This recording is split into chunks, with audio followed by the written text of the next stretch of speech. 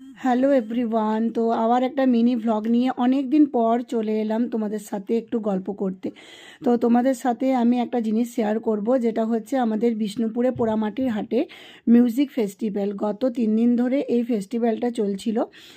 গত 9, 10 আর 11 জানুয়ারি 3 দিন এই ফেস্টিভ্যালটা হচ্ছে। তো এখানে হচ্ছে পোড়ামাটির হাটে প্রতি শনি রবিবার এমনিতেই মেলা বসে, তোমরা সবাই জানো কম বেশি। আর এখন স্পেশালি মিউজিক ফেস্টিভ্যালটা গত 3 দিন ধরে চলছে, তার আজকে হলো তৃতীয় দিন। আমরা ফার্স্ট দিনে গিয়েছিলাম, মাঝের দিনটা একটুখানি স্কিপ করেছি, আর আজকে হচ্ছে লাস্ট দিন।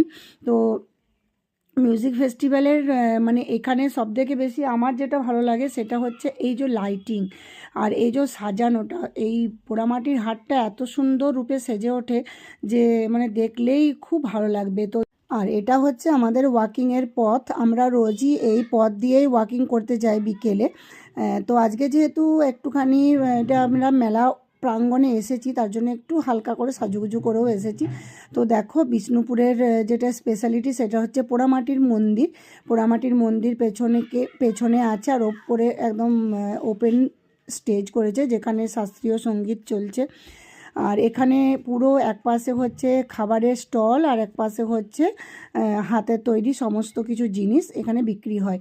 তো দেখো সন্ধে হয়ে গেছে, সন্ধ্যের ভিউটা জাস্ট অসম, খুব সুন্দর লাগছিল দেখতে, চারিদিকে লাইট লাইট আর লাইট, দারুণ লাগছিল।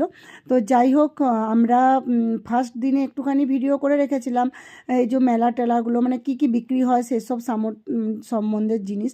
তো যাই হোক, আমার এই ছোট্ট ভিডিওটা কেমন লাগলো অবশ্যই বলবে ভালো লাগলে।